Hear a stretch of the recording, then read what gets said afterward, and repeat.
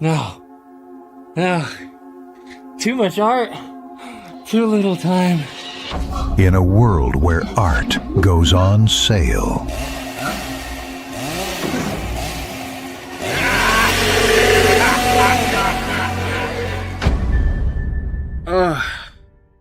Good. It was just a dream. Did you dream about another art sale? Yeah. You were there. You had a giant chainsaw, and you were slashing prices left and right. Did it include your drawing basics course and my perspective course? Everything, Marshall. No course or tool was safe. Stan, that was no dream. don't sleep on these deals. Save 20% on all courses and tools during Proko's Black Friday sale.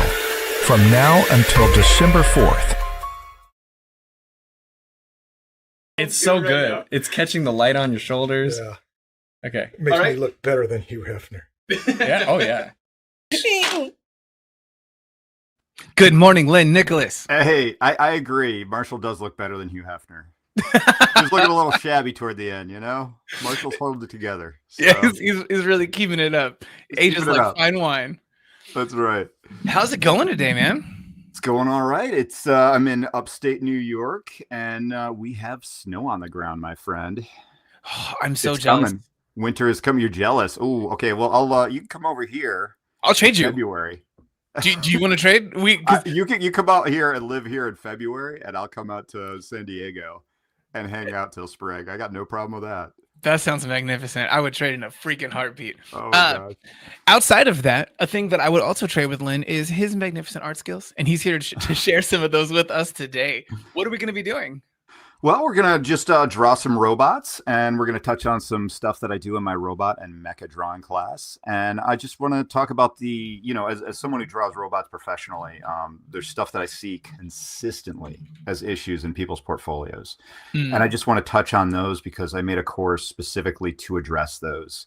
And it's not just for, people who want to draw robots, really anything tech. This thing is going to get your feet in the water. So, if you're somebody who just wants to take their skills to the next level and you love robots, or you're on the other side of the spectrum and you're one of those people that's like, I'm not passionate about tech. I don't like drawing it, but sometimes I need to, and I don't know where to begin. This is the course for you. So you can just jump in, get set up really quickly and start drawing at a reasonable amount.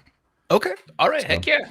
Yeah. I look forward to this. The main thing I want to learn is pipe, cable, and other conduit placement on a robot. That's the main thing for me. Yeah, I want the greeblies. The greeblies? Yeah. Talk about that.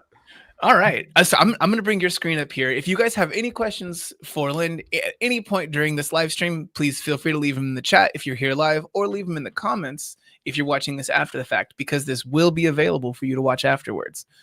All right. Awesome. And I keep my live streams pretty light. So dare to be stupid, people. Yeah, let's do it. Let's get stupid together. Let's be stupid. Yeah. So I'm probably mostly known to you guys for my sketchbook drawings I do on Instagram. And we're gonna try to imitate what I do in my sketchbook digitally. It's a very different feel. So we're going to get as close as we can, but let's just dive into it and do some live drawing and try and make it look as analog as possible. Okay. Yeah. I look forward to this. Yeah. I think that's a constant hard one for people to get that kind of analog feel digitally. Yeah, sometimes it's so weird because, when I draw on the screen, it's a slick screen. I know you can get things to put over your screen to make it less so, but when I draw on my notebook, the mistakes are really, I've learned to live with mistakes when I work in my sketchbook. I don't use a pencil. I just go in, I have at it. And I like what happens with that spontaneity. And, when you talk about AI, AI is very clean, very plastic. And, so I want to go and I want to do something very real, very analog, and let all my screw ups just kind of get thrown out there. And sometimes they're to really good effect. Heck yeah. And then other times not so much. So yeah, I think it's a hard one. Sometimes you got to treat them like they're just different beasts. Just bring over the knowledge, but know that the execution might be slightly different, and that's okay. They really are, and it's sort of weird because when I'm digital, when I'm working for my clients, I'm in a very different headspace than when I am working in my sketchbook. Mhm. So when I'm working digitally, it's very much about being efficient, being precise, working very clean. And then when I'm in my sketchbook, really anything goes. It's just a kind of a free for all, let's have fun sort of thing. And so I'm going to try and get that feel here, and we'll see how it goes. But I did a couple of warm-ups this morning before I got on here, and we're going to start messing around with something I call the blobject to object exercise. And I think we're going to do this upper left-hand corner guy. But Okay, I'm going to start. that's my favorite. Yeah, we're just going to start with just a blobject, and we're going to kind of sculpt into it. And I don't know how tight we're going to get. But how this works is I just start with, an overall silhouette like this. And it's just sort of like this round thing. And then the first thing you want to do is establish a center line. And then once you get that center line, get some perspective lines as well. And this is just to get some structure in the blobject. And some points of reference so you can kind of stay grounded in your drawing and things don't get too far away from you in terms of, draftsmanship. And then for these, do you think that this has to be super technical, or is this something that's kind of okay to be loosey-goosey because you'll play around with it anyway? Yeah, I'm going to be playing around with it anyway. And it depends on how far you want to go. I mean, sometimes, when I started with this drawing right here, it started very loosey-goosey, and then you just sort of use the tricks, to tighten it up and refine it. And so it can go either way, but it's really a fun exploratory exercise. So how would you describe the exercise? Sorry, because you said the name. Yeah, it's like blobject to object, and you just start with like a blob, and then you just start carving into it. And really, it's good to know what your surface detail is and what your surface topography is, because it really helps you navigate this whole thing and stay in it. So I'm just going to mess around, and I'm just going to be carving into this form. And it's almost like working in ZBrush, but in 2D. And it's just a lot of fun. So all right, I'm going to be a little spontaneous. If need be, we'll just use the sketch that I did as an underlay if it doesn't work out. Yeah. But let's be spontaneous too. Let's take some risks. What the heck? I'm being way too uptight. Like before we got on, I was talking about how intimidated I was doing this, and I'm like, there are amazing artists on this platform so regularly, and I'm like, oh my gosh, Kim Jong-ji was on here, and now there's me in my above my garage, rocking it out. Let's see here. From the chat here, we've got a question from Najam. Asking, blob means gesture, I guess. Then you apply perspective, drawing along X, Y, and Z axes. No, blob is just a blob. You just take a fun, organic shape and just start carving into it. Yeah, it doesn't have to be anything in particular. It can be super loose. You can build it with a few blobs to make it interesting until you see something. Yeah, it's basically just a way of sculpting and exploring form in 2D. It's just a lot of fun where, as long as I know what my topography is on this guy, I can just carve into it any way I want. For anyone not having that technical knowledge, topography? Topography is basically what your surface is. So, and I'm working on a line weight drawing class, and I just finished recording my lesson on hatching. And when you're hatching something, it's really important to understand the topography of what you're hatching, just so you know how to conform your hatch marks to the surface. So topography is I'm just kind of laying out what this surface is. And now that I know what this surface is, like, let's say you want to put like a little divot in there, I'll make my contour line go down lower in there and so on. And just knowing what that is super helpful in terms of sculpting, sculpting a mechanical object like this, like the technique that I'm displaying right now. Yeah, because everything else will then be reliant on knowing what essentially the primitive version of that surface is, like the breaking it into essentially cylinders, spheres, everything else like that. Yep, exactly. And it's just a way of, navigating complex form and not getting lost, because it's really an issue when you do this exercise, is getting lost. Mhm. Like I need to figure out what this chin is doing right here. I do like this guy. It's got some of my favorite robot energy here. It's fun because you can just kind of sculpt. It's really relaxing. Um, I think art can be very stressful. I think the pressure to perform, pressure to get better, just the pressure to get over the fact that I'm tired and I don't want to practice is very real. Mm. And just having these exercises that are fun to do and are relaxing and low pressure is really good, because then you can kind of trick yourself into getting better, as opposed to having willpower and discipline, which we don't always have. We like to say that we do, but truth of the matter is, we often, I think, struggle to get pen to paper. Mhm. I've been Absolutely. struggling lately because I've been playing this game called Skyrim. What's that? I've never heard of this Skyrim game. Skyrim, not even once. They should make posters. Skyrim, not even once. Oh my gosh. Like I just turned it on. I'm like, I got a little time. I'll throw it on. And I'm like, oh my gosh, I have like addictive tendencies. Like I'm losing time. I'm missing like appointments. Yeah. And I'm just like, oh my, this is a very powerful, like they do not make them like this anymore. Yeah, I've been losing just an hour and a half at a time every time I sit down to just play for a little bit to a game called Absalom. Ooh, And tell me about it. What is this game? so weirdly enough, it combines two genres that I don't play anything of at all. So it's a roguelike beat 'em up, Oh, but it's cool. hand-drawn art, which is just chef's kiss gorgeous. Music from pretty much everyone across video games that makes all the best music, a fantastic story. And since it does have this really well-crafted roguelike element to it, even though I'm playing through it, doing these runs to try to race towards the end, they give you different story every single time. So That's cool. it feeds my little ADHD brain in such a perfect way. It's Hands up if you don't have ADHD in this Yeah. live stream. Holy cow. in the chat. I'll take the numbers of hand emoji if you do have it, please. Oh my gosh. I think so. I don't know that a lot of us would really fall in the neurotypical framework as artists. Yeah, no, definitely neurospicy in this chat for sure. Yeah, I like that term, neurospicy. So Neurospicy, baby. we got so many hands in here. We got so many hands there. Oh god, man. I do have a few Kudos on questions. everyone for paying attention and responding. They heard us say it while they were in some other window, like Yeah. browsing their favorite Exactly. social media platform. Glad everyone could get away from TikTok long enough to. No, I get it, man. I get it. Yeah, sometimes you just need a little bit extra, Yeah. something to fill in those gaps.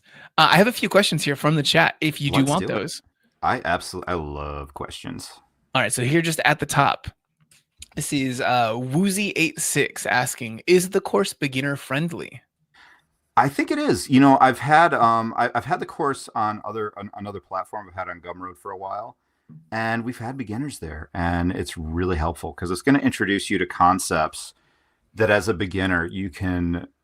The sooner you can get some of these lessons in your journey, the better. Honestly, especially like knowing how to handle line weight, that's huge, and it's very beginner friendly. We touch on perspective. And basically how to draw ellipses and how to do 3-point perspective. Mm-hmm. And, just the basics of it. But, you need to know how to draw an ellipse for drawing robots. And because, you draw a lot of these little shapes. And that'll get you in there. That's very beginner friendly. And then, there's other stuff that's very intermediate friendly as well. Mm-hmm. So there's something for everyone. It's a pretty flexible class. It's a lot of stuff that's just kind of neglected. Okay. In art education that it's kind of weird to define. Yeah. So basically, yes, it is beginner friendly. However, there's a lot of lessons that a lot of intermediates and even advanced people don't know in it as well. Yeah. I would say one thing that I like about this course that you've got here is that, like you said, that you do cover a lot of those fundamental ideas. Yeah. So you've got perspective and a bunch of other things that are in there.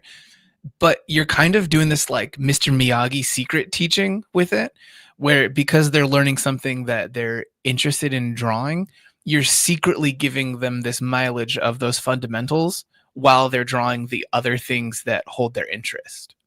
Well, I mean, for everyone who has ADD, I mean, these guys are my people. You know, no one wants to intentionally learn. So you got to sneak it in there. You got to make it all shiny. It's true. God. Oh my gosh! Like, oh god, that's so boring. But yeah, I like to present it in a way and sneak it in there because yeah, I think my brain works the same as everyone else's here. So. So in like other chats that we've got here, let's do one. I have some more that are about the course in particular, but I'll save some of those for a little bit later. Something of a throwback to our previous sketchbook tour demo or sketchbook tour video with you from Lightbox. This is Speedy asking, Lynn, you mentioned you've got a stack of sketchbooks that no longer exist, that you had about 20 of them. That was 10 months ago. How much is left now? Have you not found another place that had these particular sketchbooks that you wanted? Apparently they're sold in Europe. Okay. So I gotta go out for milk and come back in a week and a half later with like $300 worth of sketchbooks. But no, I haven't found a replacement. I got a few more years left. So okay. It's sort of funny though, because I'm really known by these sepia color sketches. But there are replacements like I believe Pentel, or is it Pentel? No, Bristol I think has like a replacement that is it Strathmore? Yeah, Strathmore. That's okay. Right. Yeah, my ability. I was like so nervous getting on the live stream because I don't. It's just kind of wintry fall here, and my energy's going down. And I'm like, my brain is kind of mush. Am I going to be able to remember proper names during live you're class? Okay. Every time I do one of these live streams with someone who's like a real traditional artist, and they start throwing out these names, and they'll say something, not these names, but they'll be like, I don't remember if it was Bernini who said, and I'm like, whatever you say right now, I'm just gonna nod along because I can't tell you, man. But the beauty of the internet is when you get something wrong, I mean, they'll tell you. I'm just so grateful everyone is so understanding. I mean, that's exactly what happens. That's the one thing, and just super understanding of the context in which I said it. Yeah, it's internet. That's why I'm like a firm believer in keeping the internet stupid, because it just can't escape that. Yeah, and I think it just brings out our silliness. The internet's got to be a little bit dumb. So I think it is. Yeah. Yeah. Because the alternative is what? Like, we're all just a bunch of Wikipedia articles talking to each other? I don't think so. Well, that is just a bunch of people trying to prove who's right. And yeah. I think it's just much more fun to prove who's most absurd. I think we can do some good numbers in that game. I love it. Salid in the chat was asking, when drawing mechanical things, is the logic of the design, how it works and its use, less important than shape design? Can you decide the logic behind it after designing it? I'm going to go ahead and say yes, absolutely. But do you want to dig in on how you feel? I'm going to go and say it's contextual. Okay. I mean, it's, sometimes you want the pretty shot, and sometimes you need something to make sense. And you kind of have to resolve both. Like I have a industrial design background, mm-hmm. and as an industrial designer, it was very much, at least where I worked, it was very much function forward. So, but in some and even in toy, I'm still doing product design as a toy designer, and you definitely need to understand the function and how things work and costing and so on. Mm. But also, you got to allow yourself artistic liberty too, so you can take those risks and kind of push things further than you can. So, sometimes you do want to be function forward or design for function initially, and sometimes you want to design for aesthetics initially. Mm-hmm. Right now I'm working on some pre-production for a movie. I won't tell which one, but okay, it's a sequel. And good to know it's a sequel. Yeah. So it's but we're starting some design work, and it's going to have some very intense problem solving that needs to happen. But right now we just need to get the feel and look of it right. So then we can go in and solve those problems. So right now I'm much more aesthetics forward, but with the intention that there is going to be a function to follow. Okay. So kind of resolving both and in the right quantities and in the right context, I think is very important as a designer. That makes sense. Yeah. Yeah, especially like you said, if there's a physical constraint to some of these things, that's a huge consideration. Yeah, it's pretty crazy. I mean, it's and it's sort of interesting because I remember I worked on one project and the director came to me and I was under the impression that the asset that we were designing was going to be digital. Oh. And they switched To physical production for it? Yeah, so it was a practical model with a guy in it. So I didn't design this thing with the intention of it having to be, for ergonomics to be addressed. And my design approach would have been very different. And also, the what do you call it? The prototyping shop or the build shop. They've got to slice it up and then make those guesses after the fact in that situation. That and the fabrication studio, they have certain shapes that they're used to working with and that they have on hand. So when I work with practical effects, I like to know the shop that I'm working with so I can work my shape language with sort of the preloaded shapes that they already have and that they're comfortable with, and just to speed things up. And so it's there's a lot of considerations just to getting stuff done, and turnaround times are just so obscene anyway. Yeah. You have to consider the cost and the realism of everything. So yeah, it's an interesting one for you to have to balance something outside of your work that you're actually just making on the page, even to the extent of having to know the people who will actually having to be executing on some of those things. That's a lot to balance instead of just like, I'm a robot, you make real. Yeah. And it's fun. I mean, I like it. I like, cause I've worked, towards manufacturing a lot in my career, and, being conscious of price and deadline and what your vendor's capabilities are, a big part of it. And, it's just, to me, it's like you're presented with a palette and you work to that palette. And, you can push the palette a bit, but not too much. And, you want to be as intentional to everyone that's going to be in that pipeline as you can, just for their sake and the ultimate output of it as well. So, because, just so many things can go wrong that the more, I think, foresight you can have initially, the better. Absolutely. Especially in that kind of field that you work in sometimes. Yeah. So I have, I think, 3 things total here right now. All right, let's do it. To bring up. One is, do you have a favorite mech? Like they said mech suit. I'm just going to go ahead and say mech in general that you would pilot if it were real. I'm still, probably my favorite mech is the VF-19 from Robotech. Okay. Freaking love that thing. It's so good. It's so good. And it was just such a brilliant, ahead of its time design. And I don't have anyone close by. Actually, I had some people. I was doing a studio tour, and I think someone tried to design or transform my VF-19 and broke it. So no, I could fix it. It's just like, I just haven't gotten to it. But it's such a good design. Oh man! And I bought it like before eBay. So it had to be like imported. It was like super shady. I got my VF-19 toy, but I absolutely adore Robotech. Okay. No. I think this is fair. No, Robotech, it kicks ass, man. Especially considering what it came from, it being a thing that was cobbled together. Oh, it was insane. It's like 3 different shows, and they just, by some wacky, barely coherent narrative, they put it together. Yeah, and I'm fully here for that. As a person who was a fan of the Digimon movie, and is just a fan of Super Sentai and Power Rangers in general. Yeah, give me some kit bashed like redone stories. Sounds great. And that, like, as a Robotech fan, I'm always like, my goal with any robot that I design is I want this robot to be way more awesome than Minmay sucks. So Minmay is unwatchable, and you just had to tolerate her so you could watch a VF1 transform. For like 10 seconds, you go through like this horrible Minmay song for like the 80th time, and you're just like, oh.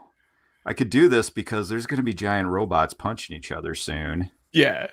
and that makes Was everything worthwhile. Robotech your first mech series? I think it was. Okay, so here's sort of my story in kind of a nutshell. I grew up way out in the country and I didn't have a TV. Uh-huh. So, and this was, oh gosh, 80s. And what's kind of weird about that is, I've always been kind of visually sensitive, and like I just love nerd stuff and nerd visuals. And I would have to, the only time I could see Robotech was when I went to my grandparents' house Mm-hmm. in Western New York for Thanksgiving, and I'd watch Robotech, and I'd watch these things, and they just blow my mind. You'd be watching like Transformers and all these shows, and I just took it in. And so yeah, that probably was my first time being exposed to mechs. Okay. So I was one of those guys, like whenever I could get around anything kind of visually cool, I just Mhm. lose my mind, going to the store and seeing like the head cap displays for toys, or end cap displays rather. I remember like one of my fondest memories was I was in this mall in Syracuse, because we'd have to drive, this is back in the day where you'd have to drive 2 hours to go to a mall, and you do it maybe once or twice a year. And I remember seeing this one store display of this beautiful Robotech model kit, and they had a mech in a repair armature or a repair bay. And just like, it just blew my mind, And it was so magical back then. Like, it was kind of cool because, you just didn't see that stuff that much. And when you did see it, I don't know, it was just so potent. Yeah. And now, now I live in that world, and it doesn't hit me as hard as it did back then. But, kind of seeing that Robotech model just kind of blew my mind. Yeah. No, absolutely. That you always remember that first time, Oh yeah. So the other two things I've got here from people, I have. Oh goodness. Let's add more surface topography on this guy. Let's see what we can do. Okay, I'm going to step away because I'm using reference right now, and I think it's making me less spontaneous. So, and if anyone has any requests for things to put on this, give me a shout. So I did have one question here. So you're looking at a reference, but is the reference the previous sketch? Yeah, I'll show you. Yep, got the previous sketch here. The thing I was curious about was, is this after the shape of anything else? Because I do see something here. Of the shape of anything else? Well, it's like a robot head. Okay, because I see right now, like if this unit came off the production line and they're trying to give it just a nickname, rather than calling, like the MX128 RF, then I would see this and I would call it like the Piggy. I call it Eddie. Just Eddie. It just looks like an Edward. Okay, I'll take that. It does look a little piggy. Like, yeah, we should give him like a little piggy nose. I've got I see like the ears here that we've got. They're not necessarily like they're not like these like long apple seed ears, but they look like little dinky ears. Shoot, dude, let's give them tusks. All right. Give them tusks. So let me see. I'm gonna work on another layer. Woohoo! So do like some sort of weird tusk shape. Whoop. I like the idea. Yeah, it would be like the MXR PGY, and then the Piggy for short, The Piggy. Oink. Oh, me and my daughter, we started watching Demon Slayer, and that boar character is freaking hilarious. Oh, someone in the chat. I'm so sorry. Someone put one in here. We've got a couple names in here. You guys are incredible. I love it. Mechanarium put forward P1G-L3T. Nice. And then Bloom Crane put forward O1N-K. So we got Piglet and Oink. Those are good. I like good Oink. Job, guys. There was a comic book called Oink a while ago. I was at when this concept art thing really started being popular, I went to that concept art workshop in Austin with conceptart.org, and they had the artist who did Oink there. And then I bought his book. I'm like, whoa, that's heavy. That is a heavy book. Oh man, I'm dating myself. That was like, gosh, I think I was 27 when I went to that first concept art workshop. And I gotta tell you, holy hell, those guys scared the living hell out of me. Because they were so like fully formed, or what was the thing? No, the artists there were so good. I mean, you had David Levy there, Sparth was there, Scott Robertson, of course, was there. Mm-hmm. Oh shoot, who's the guy who did all the designs for the Matrix movies? They were pitching Hellboy while I was there. Jeez. It was like, oh my, and okay, and to put it in context, you know, we're gonna talk about how, you know, I'm just a redneck from upstate New York, and you know, coming from where I came from and being around people like that, it was overwhelming. Like it was like, I don't get too starstruck, and we can talk about my Doug Chang story later. But back then I was just like, oh my gosh, you do comics? You know, you could do that? You're like, they pay you for this? You work on movies with like movie people? Did you get to meet Tom Cruise? You know, it's just like, you know, like you drew this thing and now it's in this movie that everyone loves. And it was just kind of, you know, coming from where I came from, it was just like, wow, that's, you can't really describe it. You know, I mean, I think a lot of people are just kind of used to it. You know, you see these guys online and, you know, but back then I was just, you know, you had no direct access. It was you seeing some like an article inside of some other sci-fi magazine that's telling you about a movie that's going to come out in 2.5 years. And you're like, oh, I can't wait to see whatever thing is coming up. Yeah. And you see some little behind the scenes stuff, but now you can, so if someone posts like some Instagram story or whatever about something that they've been working on, you're like, I kind of have an eye to what they might be working on now, because I see like a certain shape design, some other stuff that overlaps with something else. We have so much direct access now. Well, right now it's like I see the movies before they come out because, you know, I'm working on product and toy for them. So it kind of, yeah. And, but also even if I didn't have that access, you know, it's just so in your face 24/7. I think that there's really something to be said for the way our dopamine supply was kind of more, what do you call it? You know, spread out. Mm-hmm. And because right now you get everything all at once and it just kind of numbs everything. Mm-hmm. And I remember those days, you know, where you didn't have all that access. And when it came out, you're like, oh my gosh, this is amazing. I get to see Total Recall. The other thing that I've got here that's in the last in my list for right now is there's a person in the chat who keeps asking about lizard people. And I think this is your doing. Oh my gosh, is that Big Slamoo? This is Extreme Maybe, which might be that person. Extreme Maybe. What's up, dude? I think this is your doing. Extreme Maybe is like one of my regulars from my live cast every Sunday. How you doing, dude? Yes, lizard people. What can you explain what's happening here? Do you want to tell me about the lizard people? Not much. I think there's some suspicion that me and Stan might be lizard people. I don't know. The subject was broached during my live stream yesterday that Stan might be a lizard people.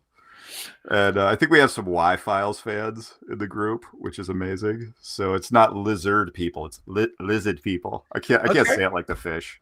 But the fish just has the accent.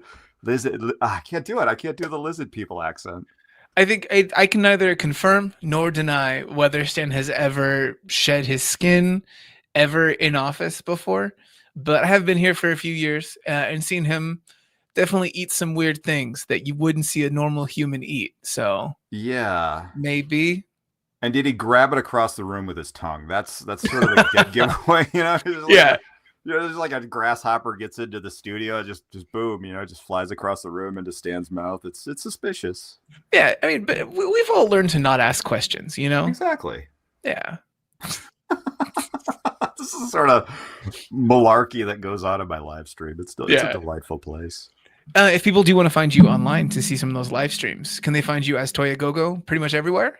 Yeah, just Toyagogo. I'm trying to figure out the live stream more and trying to get better at that. And I heard you have a class that might be able to teach me how to do the technical aspect of live streaming. This is true. Yeah, right now. So I'm developing a class right now, a course for Proko for people who are trying to either live stream, record their own things, just up their production game in general. Keep an eye out for that one. I've got few lessons actually fully put together for that one, but in the future, we'll post some things here on the channel for you guys, for anyone who wants that. If you can teach me how to do a technical setup that's somewhat professional, I will be impressed. Because I have like early onset boomerism when it comes to tech. I just don't like it. I'm not passionate about it. I'm like, I just want to turn it on and go. I think that's okay. That's not a bad thing, because yeah, at the end of the day, you put all of your points, like you spec'd into drawing, concept design, and everything. You don't need to also like multi-class into doing production side things. I think I do. It's just if you can get, you've challenged me to improve my setup, and if you're able to do that with me, I think it'll be kind of I think that class is going to be a must-have, because I am thick when it comes to that stuff. No, I appreciate it, man. Yeah, I'll let everyone know as that kind of comes to be. Yeah, I think that's kind of exciting, because it's sort of something that people just need to know now, and I just don't know where to start. And like yesterday, I did a kind of a warm-up live stream on YouTube, and it was just a mess. I mean, technically, like it was really awesome. Like everyone was really cool. They were giving me technical advice, in the chats and stuff like that. That's how you know you got good people in there. Well, honestly, I got a really good live stream with just really nice, fun people. And it's when you go online, there's a lot of negativity out there. Yeah. And I have not had an issue with that at all with the people that show up to my live stream. So it's kind of like, okay, let's keep this a friendly, healthy, happy place on the internet. Good. Good. So good. And then, but of course, I mean, we do question the validity of Stan's humanity, but that's about as far as we go with the lizard thing. But other than that, it's totally normal. That's okay. That's part of, as I've learned with the internet, questioning whether people are lizard people, totally standard for doing live streams on the internet. I don't know. That sounds like something a lizard person would say, but it's just me. I'm just throwing it out there. Like something a lizard person would say. So you were saying that this is something that you'll do just to kind of explore. So it's something of a warm-up exercise. Or sometimes, I do it. It's, it is a technique that can be used, across the board. If you have to sculpt something in 2D or whatever, it's a solid technique. It's something I really enjoy doing. It's relaxing, but yeah, I mean, it does have professional applications, but it's also a really good warm up too. And like anything else, I mean, our warm ups are just, a predecessor to our professional work. So, but yeah, it's a good time. So let's try and throw a little bit of color on this, a little bit of value. Okay. I don't know we were going to be doing color today. Look at that. Well, we're gonna throw in value because we're gonna try and simulate what I do in my sketchbook. So I'm gonna see if I can simulate my brushes. And people are like, "Why don't you label your brushes?" And I'm like, "Well, because I see shapes, not words." That's fair. Yeah. Yeah. And I also do this when I'm looking through brushes. I've got the 10 solid brushes that maybe I'll use, 3 realistically, and I just eyeball them for those that I like the most.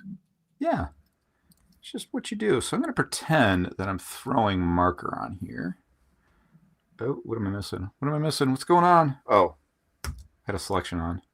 What's going on? I'm freaking out. I'm working, guys. I need the people from my chat in here.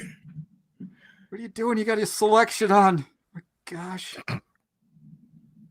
I'm turning into that guy. I turn 50 next year. I've been at this craziness for 50. Well, I've been on this earth for 50 years. Well done. I know. It's like, oh my gosh. I'm that guy. Now I got to start saying things like YouTubes. I have to say YouTube in the plural now.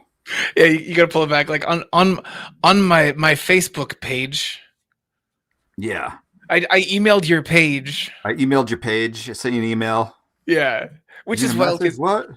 At the end of the day, every time anyone says, I texted you a picture, yeah, it freaks my bean just a little bit because the sentence is nonsense, but is factually accurate. Yeah. And that's the thing is okay, now I'm the old guy. So I have to it's sort of funny because, I love toys, I love anime, I love manga, and I'm really into it. But now I'm I'm like obligated to mix up my genres and mess up the names of stuff. Mm. So, I gotta work on that. I mean, So I gotta I'm be proud that of you. guy. You're bumping up on 50, and you're a person who actively watched anime in the early days of it in the United States, essentially. Back when And it was good. You didn't call it Japanimation, and I'm just so proud of you for that. I didn't call it. Oh, I gotta start calling it Japanimation. Thank you. It's not easy. This aging thing. It's to do it right.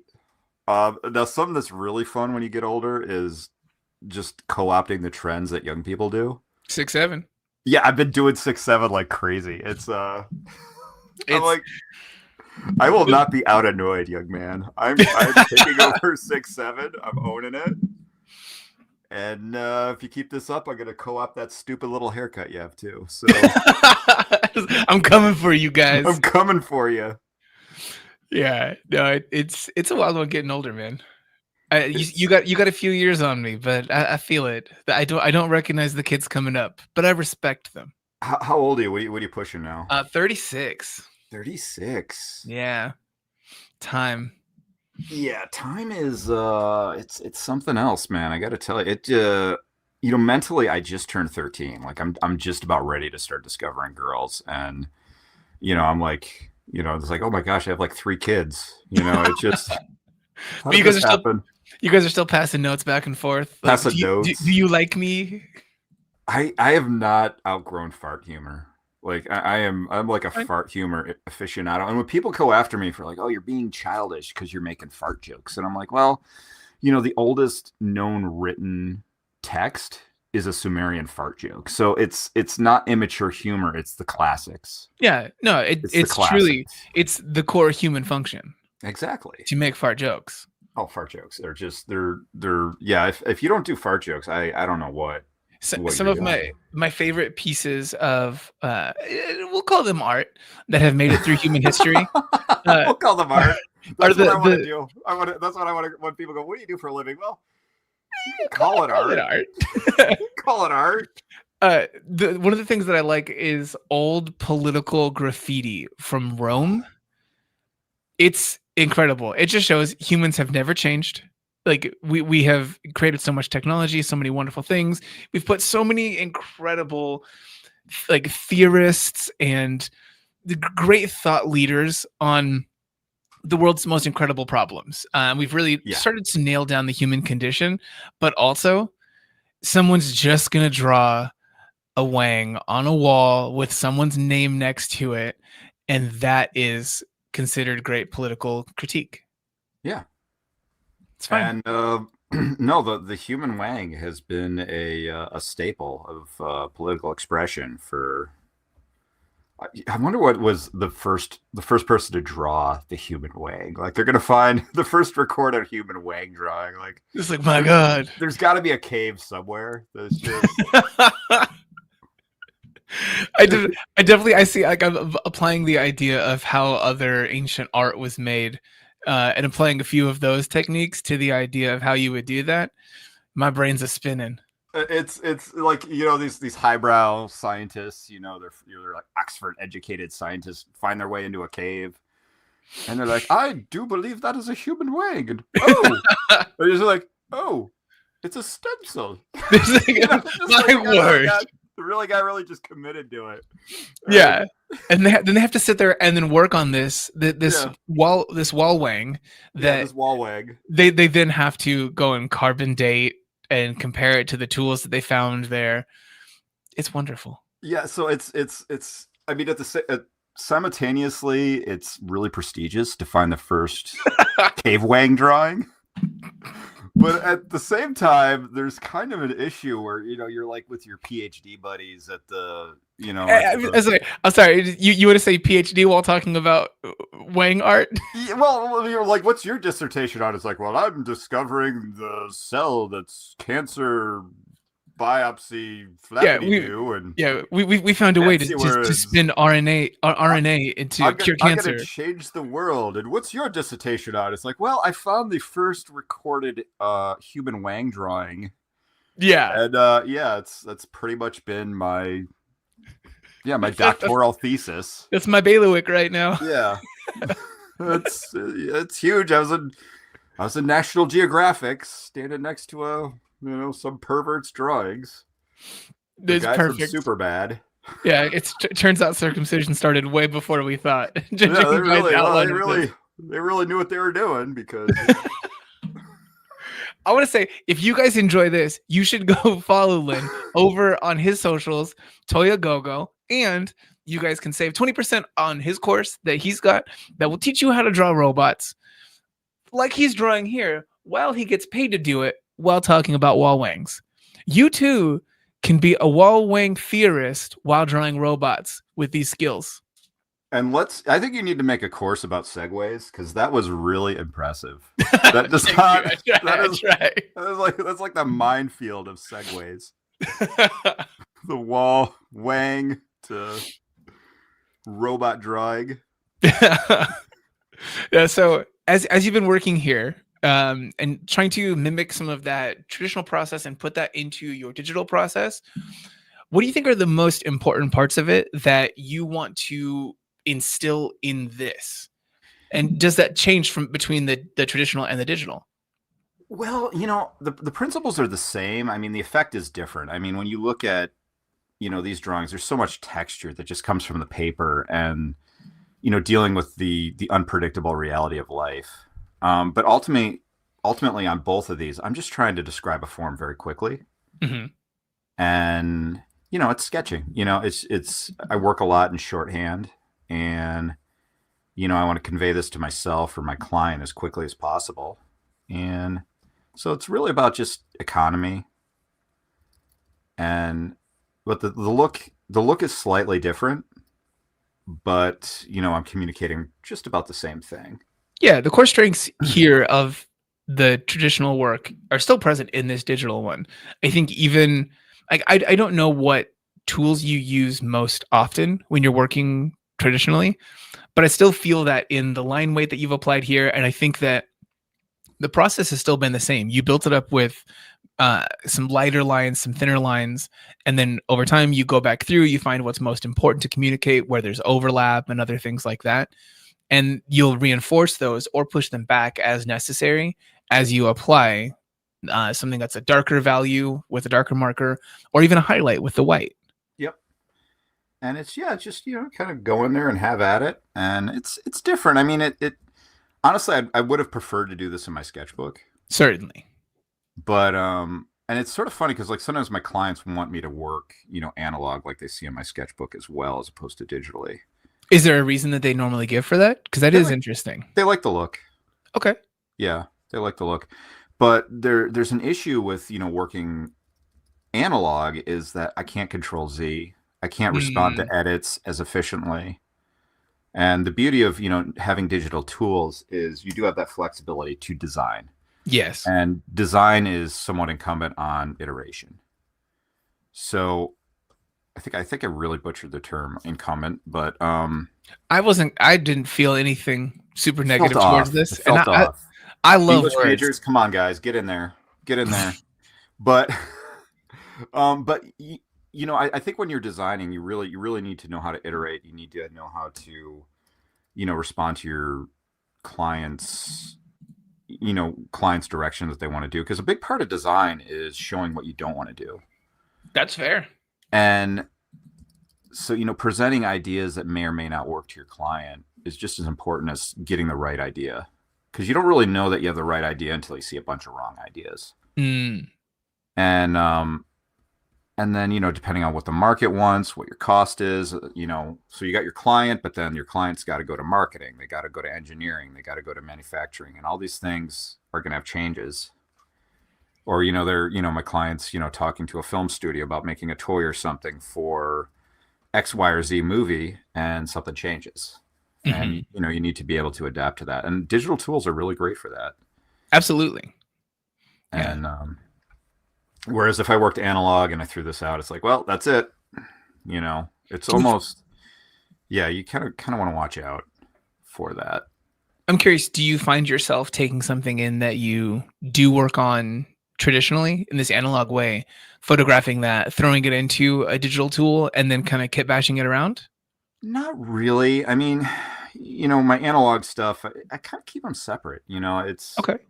It's like I have my professional world, then I have my sketchbook world. And though my sketchbook world, I do sell prints. So, it's I'll go to shows, and yeah, it's crazy. I made a Hollow or a Silk Song print for a show, and it sold out. Like, I'm like, I wish I made way more of these, but so I guess there is a degree of professionalism in my sketchbook that some of those sketches do get turned into prints that I sell, like my Pokemon War series, which I'm going to be touching on probably around when I'm ready to launch my line weight class. I'll be exploring that more, but I saw a lot of those like little Pokemon drawings of, Vietnam, Pikachu. Yeah, I think those things, they're fun because people get to, they bring in the enjoyment of the thing that they already have, and then you get to add this extra thing onto it. You strap your robot arms and whatever machine gun of choice onto the thing, and they get to have a good time with the previous thing and the new thing that you've added into it.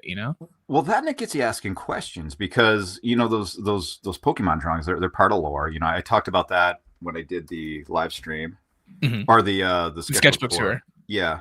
Just wondering how many graphics I want to put on this, but but it gets you asking questions. When you visualize something, you're able to contextualize it in such a way where you can ask questions or discover things that you didn't know before or didn't even think to ask. And you're like, oh my gosh, these Pokemon, they're weapons. But no, truly, that's what they do. That's the part that's nuts to me. Like, how have Pokemon not just they haven't just like risen up and overthrown humans? Lugia's right there, guys. Lugia could absolutely wreck the entirety of humanity without question. Or you get some. What's terrifying for me is the accessibility of these weaponized Pokemon and the ability that they're malleable and trainable. So. It's like, a kid's not gonna like capture a hippopotamus and go on a hippopotamus spree. I'm pretty sure that's almost the story of Angbak. Yeah, like he has that elephant. That is his elephant. Yeah, and he's got his own like weaponized elephant. I'm a kid with like a potential weapon of mass destruction, and you're like, that's kind of heavy when you think about it. But that, I think that's like an undertone in Pokemon where they figured out how to team up with Pokemon and kind of temper their evil ways. So let's go with this helmet right here. But that kind of talks about the blobject to object exercise, where you just start with a blob and then you just start pushing and pulling things off of it. Anchor yourself in perspective. Define your center line, and that stuff will keep you anchored in there where you can push and pull stuff to make a cool, fun helmet. Okay, you guys all got to be here for the fun doof half during the warm up. This next half we're doing, I'm gonna ask questions about the course that we've got, some other questions here from this chat, but we're also gonna just hear a lot about the actual process of what Len is gonna be doing. Okay, so we got some. Look at all these guys. Yeah, I just did some rough sketches because I'm just trying to get that feel for drawing in Photoshop. And I think what we're going to do is we're going to get as far as we can with this lower right-hand one. Can you zoom in on that one a little bit? Yeah. Actually, just so people can see a little bit detail before we start digging in. I'm going to do better than that. Just going to make this guy big. Oh, yeah. 90 degrees clockwise. What? It's a giant robot, guys. It's a rabbit robot. Okay, so the Tricks Wars are something that I explore every year. And it gets more twisted because the more you think about this stuff, you're like, oh, there's a lot more going on here than I think most people realize. Do you think the tricks, are they an energy source? Like what's the motivating thing here? Okay, I think my thought is that the kids aren't just being cruel. I think these kids in the Tricks cartoon know to not feed rabbits Tricks cereal, and my theory is it's like rabbit meth. Okay. So it's also child meth. You think so? There's so much sugar in Tricks. There's so much sugar. But for rabbits, it's just, I think it takes it to the next level of kind of twisted. Mm-hmm. So it turns them into like this doped up tweaker super weapon that can replenish its numbers in a matter of days.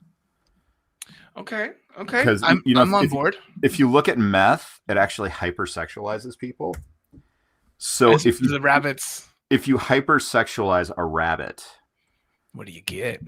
that's like a bioweapon beyond bioweapon. Yeah, it's like this brood situation. Yeah, I mean you're getting like Warhammer 40K orcs, but on steroids and much more fluffy. And it's just so I'm thinking that's why they banned rabbits from having trick cereal, because it essentially turns them into a doped up bioweapon that doesn't need sleep. I see. Yep. I like the theory here.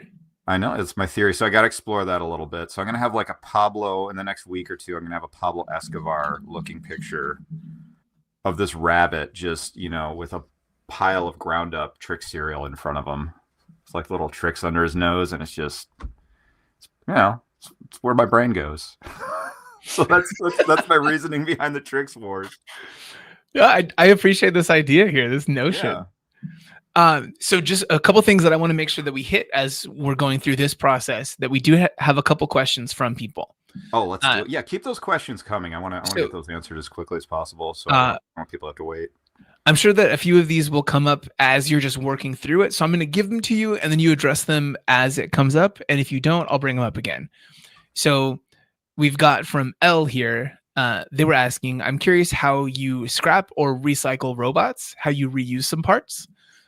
Keaton Anderson was asking, any tips for painting metallic reflections and chrome-like surfaces? And then just one last one here from John Doe. They said, in between fundamental exercises and polished finished pieces, how much work do you do? Sketches, personal sketches, how much do you draw? So I think we can just conversationally hit all of those. Okay, yeah, just direct me, because we'll get into how to draw metallic surfaces and stuff. Scott Robertson's How to Draw and Render books are must-have. That'll answer all your questions. Scott has been I don't think Scott realizes how many artists he's influenced. He's just one of those guys that I know him just willing to share what he knows really made an insane difference in my career. There was a time there where if Scott Robertson had a workshop, I'd just fly out and see it. And every time I'd come back, like the amount I earned would go up significantly. He's that effective of a teacher. But now you don't have to fly all over the country like a weird little stalker. You can just get his book.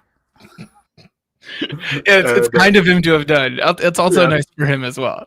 Yeah. It's like, okay. Yeah. So, but his willingness as an arts educator, I consider him second to none. I love the stuff that he's done. So yeah, get Scott Robertson's How to Render book and How to Draw book while you're at it. For particularly the idea of how you choose to apply rendering while working in sketches like you do, is that something that you address in your course? No, it's a drawing class. We don't really touch that much on even value or rendering. Okay. And this is more about the ideation, shape language, things of that nature. Shape language, surface topography, just a lot of stuff that I use in every drawing, and that I just don't see taught. And it's very, you can learn this stuff, and or at least you can get an idea of this stuff, within the course. Everything requires practice. Mm-hmm. But you can learn these lessons fairly quick, but they do have to be taught, unfortunately. Yeah, to kind of figure them out. I mean, I guess you could figure them out your own way on your own, but then you have to spend decades doing something that shouldn't take you more than a couple hours. Yeah, and that's why I did the course, because I was the silly goose. It took decades to learn this stuff because I had no one to teach me. And then I'm like, okay, yeah. So you're helping people to get that mileage faster. Exactly. I don't want you guys wasting time. I want to see your kick-ass work. I want to be inspired, and I want to take your course. And the sooner I can get you there, the better. Heck yeah. There was one other question about the course that I wanted to ask here. Yeah. This was Vopal in the chat asking, are we going to have feedback for the course? Is that something that not every instructor on Proko guarantees feedback or offers feedback with a course. Some of those are just VODs. Everything that you need to hear as feedback and critiques is in the course. Is that something where for a set amount of time you'll be doing any sort of feedback on Proko? Yes, I will be doing feedback. Now, everyone getting individualized feedback isn't guaranteed, but I will take, if I get like 100 different, if I'm fortunate enough to get like 100 or 10 or 20 different work examples a week, I'll be spending about 15 minutes a week ish, doing feedback videos. If I see people are stuck or someone's struggling, 90% of the time, if you guys are struggling somewhere, a lot of other people are as well. So, I'll find somebody to address, and it will address, more likely than not, address your issue as well. Now, if there is a novel issue that you're having, even better, because it'll show, okay, there's something new that maybe I need to teach, or maybe I may need to make another video for the course or something like that. Like, I currently, I've had this course up on my own Gumroad channel, and right now I'm definitely emphasizing the Proko aspect of it, but I have had it up on Gumroad, and we do have a feedback area where I do feedback every week for people. And this week I had a really interesting one where someone threw some work out, and fundamentally his work was sound, but he was struggling with design. And I'm like, maybe I need to do a quick video on design and the logic behind that.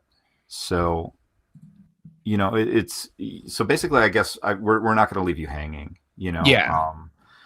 Because I don't want to do that. I want you guys to grow. I personally think like some level of critique is necessary, and I think it adds to the value of the course, which is really, I want to make sure I do that. I want to be an internet rebel and actually over deliver on something on the internet, as opposed to Imagine.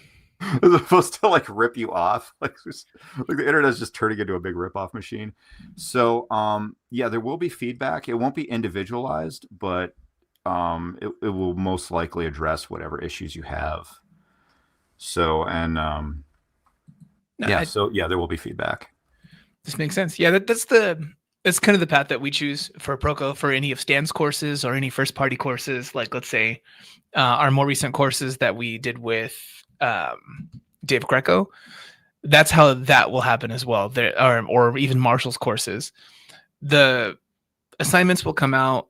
People will do some of those, and then we'll pull a batch of those to respond to, because like you said earlier, the mistakes that other people make, it's going to be pretty universal that this mistake is probably also in your work as well. It's just something to consider, rather than you having to go and say the same 5 things to every single person.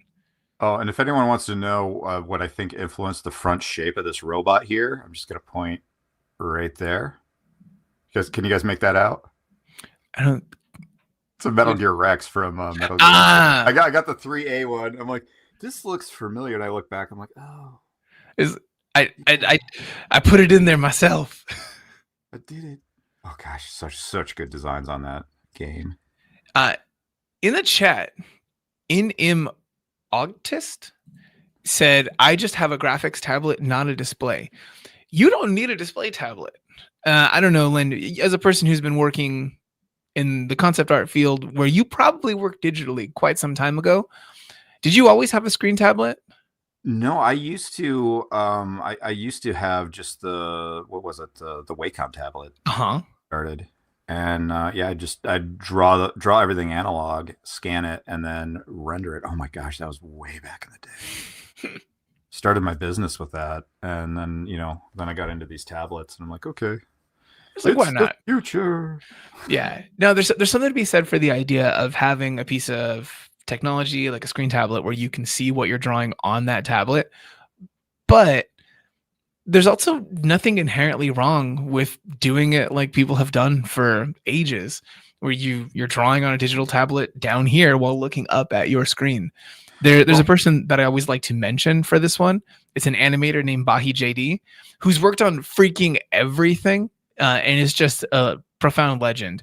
He posted this one image a couple of years ago of his old Wacom Fun tablet that he's been using for like awesome. I don't know how long.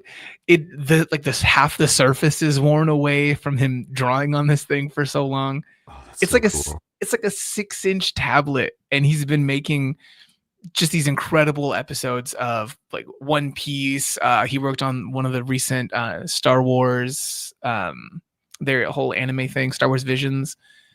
To use what you got. There's nothing wrong with that whatsoever. You were going to say something else. I know some top guys that still use the Wacom tablets. Yeah, why not? And they're winning Oscars. And it just whatever works for you. I mean, at the end of the day, it's output and your skill set that really matters, and tools are there to complement it.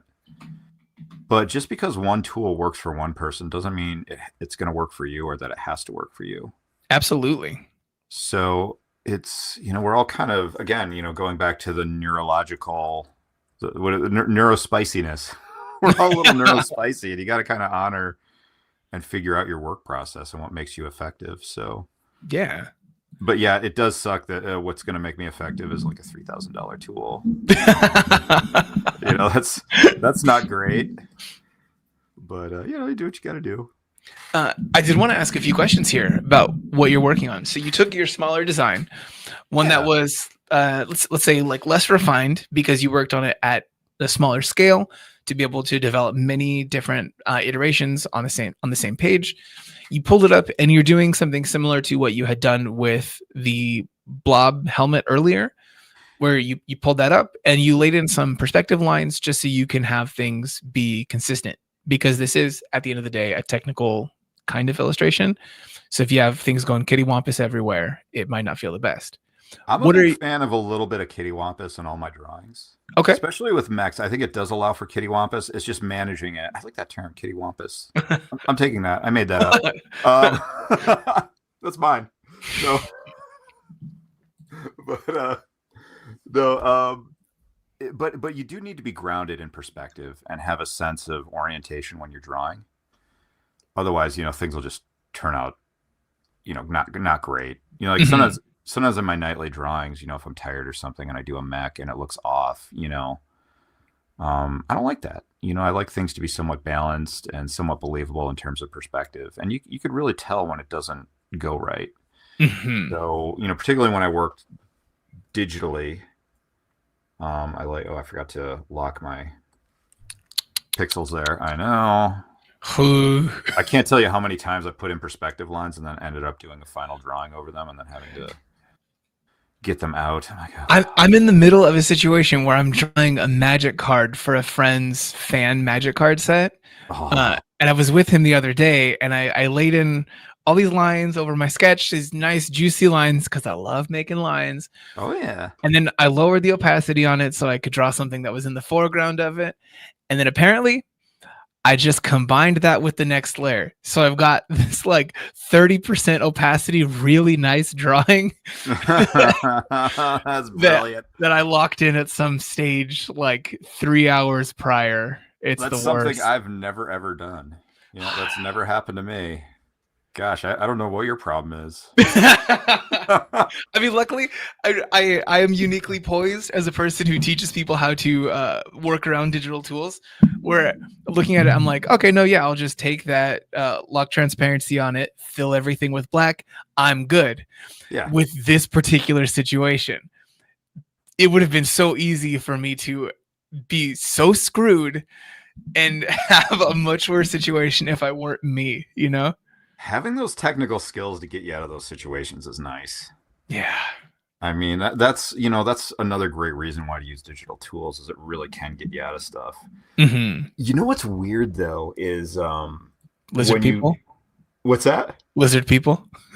Lizard people? No, they're normal. We're the weird ones.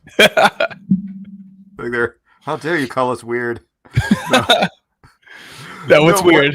When you're doing something digital and then you go into the real world and you get in a Control-Z situation. Yeah. Yeah. Oh, I just spilled that milk. Well, just Control-Z. Oh no, that's not something you can do here. Like, I've had one time in my life, only once, I'm very proud to say, after a time where I had been drawing digitally on an iPad for like a full week, like a hard week of like my downtime all being spent drawing digitally, Yeah. where I went to hang out with people and I decided I should draw my sketchbook today.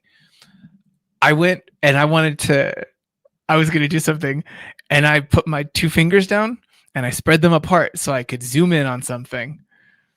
Yeah. As the action that you would do on an iPad. And I felt like such a fool. It happens, man. I had a situation this morning because I'm playing Skyrim, and I went for a walk to the water tower near my house, and there's this fox there. And I'm playing Skyrim, and this fox pops out. And I'm like, oh, I got to pull out my elven bow so I can get its pelt. And then I got to cast, what is it, the thing where you steal someone's soul? I don't know this one in there. Oh All I know my is God. Fusrota. That's all I got. And that was my first reaction. I'm like, in the real world, and I'm like, yeah, I'm going to pull out my elven bow and get that fox's pelt. And then I'm going to put its soul in a soul gem. And I'm like, what is wrong with you? Yeah. This is what all those parents were worried about in the 80s, about kids playing D&D and becoming The all satanic demonic. panic. Uh-huh. Yeah. They knew. They were right. No, they were right in a way. Like, it wasn't the healthiest thing. It wasn't Satan that it was drawing us to. It was just being pale and noodly armed is what we turned out. Yeah, it's really low testosterone.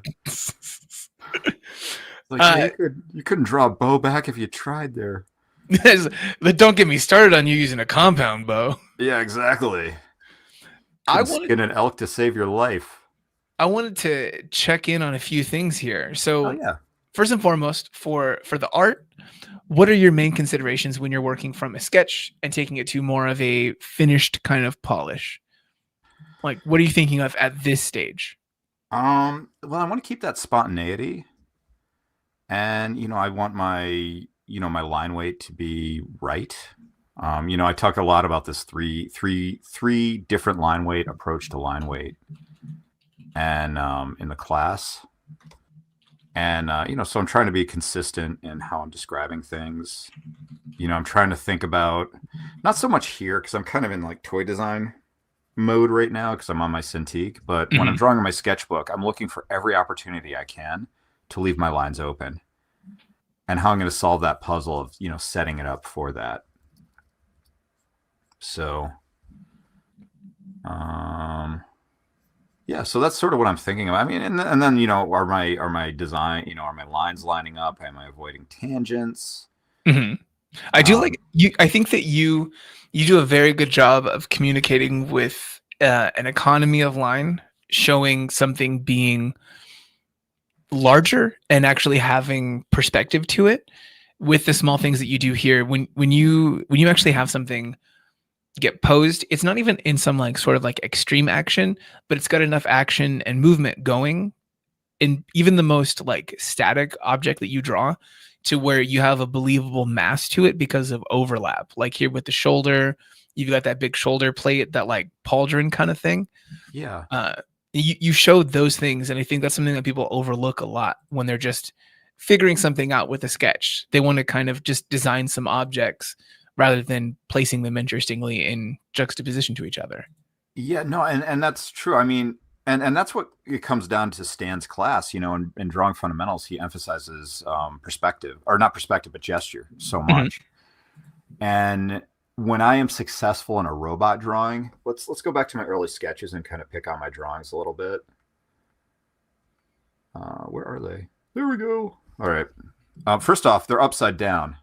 Because they can do that. They're robots. They're robots. They're bat robots. I had a bat in my house the other day. Oh? I had to. Apparently, grilling tongs are very effective for grabbing a bat, putting it in a container, and then sending it to the CDC to see if you need rabies shots. But did you get nipped? No, it's like if you got a bat around, you get it tested. Luckily there's not much rabies around here, but you don't want to F with it. But yeah, there was a bat. Yeah, we get a bat in our house like every 4 or 5 years. I don't know. It's fun. Good times. Anyway, there's a little ADD segue, a little something for keeping it neurospicy. Those bats go upside down, but these robots, on the other hand, these right side up robots now. Right side up robots. Yeah, now they're normal, non-rabid robots. But let's take a look at these. And I started with this one, getting warmed up. And it's much stiffer and then I'm trying to get that gesture in there. And with these, I'm just trying to get a really nice gesture, really good negative space between the limbs. That's what you're looking for. Good foreshortening in the limbs. Consider the size of things and the overall proportion. And really, Stan's perspective course really helped my robot drawing, because with drawing robots, in this where I started, I was getting lost in detail. And this is probably the number one common issue that I see with robot drawings, is people just get too lost in detail without getting the big gesture figured out first. Yeah. And I'm the same way. I have to, when I start a robot drawing, sometimes I have to get warmed up and get in that place where I am leading with gesture as opposed to detail. And we all struggle with it. But yeah, it's one of those things that Stan kind of going in and go, hey, don't spend more than a minute on this. And it's true, because when I have a good gesture, then I have a good robot. If I have a bad gesture, I can't have a good robot. Yeah, you can't pull it back from the brink in that situation. No, back in my industrial design days, when I worked in a model shop making models, if you have an initial bad big form, there's no amount of polish you can put on it to make it better. If the overall shape, the large simple statement is wrong, you can't do anything about it. We called it sanding a turd, where you have a turd and you're just trying to polish it into something, but it's always going to be a turd. Yeah. No, this is very, very, very true. And all of you guys out there doing all of your sketches, all your drawings that are supposed to then become your magnum opus, this thing that you think you need to spend 40 hours on, if you don't spend the 7 minutes at the beginning of something, like laying something in, getting it looking nice and functional in the beginning, those other 39 hours that you're going to put into that thing, you're just going to make a very nice looking doo-doo. Yeah. Do yourself that favor. Measure twice, cut once. It's so true. Yeah. So, and you can kind of tell if a drawing's going well early on. Even in my younger days, I could tell, but I would still force it. Now I have a slightly more wisdom. So generally speaking, I have enough wisdom to stop and start over, or self-critique. Yeah. And, that's another important part of having feedback of some sort for these classes, is sometimes you need that external critique just to kind of gut check you a little bit. And I very much agree. And luckily, I'm not nearly as abusive as some of my artist teachers growing up. Did you have a grumpy teacher? Oh my gosh, some of these guys. It's I try to be gentle, but it's I'm there. I try to push everyone just a little bit every critique. Just that. I'm not going to get you 100 miles with one push, but I can get you a couple of feet, and they're going to add up. And that's what I try to do. Because it's so important. You don't want to get stuck making these boneheaded decisions for too long. Why didn't someone tell me that? Yeah. I don't want you to be in that situation. Respect yourself, respect your time. Listen to feedback that you get. Even if someone's just seemingly being a jerk online and just saying, this looks bad. If they say it looks bad and then cite a reason for it to look bad, even if they're being a jerk, you don't have to feel bad about them being a jerk, because some people are just grumpy on the internet. But see if there is any actual wisdom in that critique for you to take. There's people? Many people on the internet. Oh my gosh, have you been to Twitter? Nope. Or, what do they call it? Yeah, I go on it every now and again. I'm like, why am I here? Yeah, no. Wow. It's a lot of grumpy people, man. Yeah, it's just, and it's does nothing. Internet arguing is got to be one of the biggest. It's not even a waste of time. It's just actively toxic. Yeah, it pulls out your energies, and you need those energies to be able to draw mechs and tricks rabbits that you learn how to draw from Lent's mech drawing course. It's 20% off right now on Proko.com/Mecha. 20% off. Yeah. So for pretty much anything that you guys are looking for online that you want to learn something about, chances are we have some sort of course about it, or something that will help build your fundamentals so that you can do it a little bit better. Until December 4th, we've got a sale that's going for that. If you want something, do it. We're having that sale run for an entire month. So hopefully at some point in there, you come across some amount of money that you begged, stole, borrowed, or earned through legitimate means that you can pay for a course if you want a course. If you can't pay for a course, that's okay too. If you go over to proko.com/free, we actually have a whole selection of lessons that you can follow along with to see what a course is like, see some deeper learning with some other free resources that we've got. Or if anyone ever shares something on a YouTube video on our channel, if you guys go into the description there, you can actually post on that lesson and get feedback from our community critiquers, Proko team members, and other students in the community. You guys should check it out. I like that you have the option, the potential criminal possibility for paying for these. Like I'm still waiting for my first student to pay for the class with piracy. I mean, there's Like probably at least one has done it. High seas, I wear an eye patch, piracy. It's like, yar, what do you think of my ellipses? You know, I want the... Do you think I could pay with this in doubloons? I got the doubloons. Tell you what. I don't think I don't in filled with gold. I'll give you a tip for your class. I think I might be having a harder time doing these drawings, what with me peg leg and all. Yeah, my peg leg. Is this parrot friendly? Yeah, no, I think there are definitely a lot of people out there who they scrape together the money through whatever means they've got to be able to pay for a course, and we super duper appreciate that when it does happen. We want people to be paid for their time that they put into making courses. But at the end of the day, you can also rewatch this live stream, the live streams that we've done in the past with Lynn and other artists, and you guys can still learn entirely for free. And all that we ask is that you hit the follow button so that you can get more later for free. Do it. Do it. No, my goal is to keep my classes really low in terms of price. Mm-hmm. I just want this stuff to be. I'm often offended by the price of education. That's fair. I'm with you on this one. Particularly arts education, and I'm not going to go into it on this platform, but it gets me pissed. Yeah, no, it gets absurd. Like, don't get me wrong. I know that Proko has some courses that for people who have been buying like $12.99 kind of lessons from people on any of the individual platforms that people have, they can look at something that we have and it seems really expensive. At the end of the day, the thing that we're trying to do is to be cheaper than the thing that people paid for decades at art schools, where you have to sink like tens of thousands of dollars into a year of work. But for also, it's all a general rule in life. I think it's very important to understand the difference between price and value. Fair. And good distinction. I'm putting you full screen for this one because that was good. Price and value. But no, it's what oh my gosh, I have a trick cereal box right there. I have it as a prop. Wow. That's awesome. But I was talking to Stan and he's showing me how to set things up in the system, and he showed me his figure drawing class, and it's like a couple hundred lessons by now, isn't it?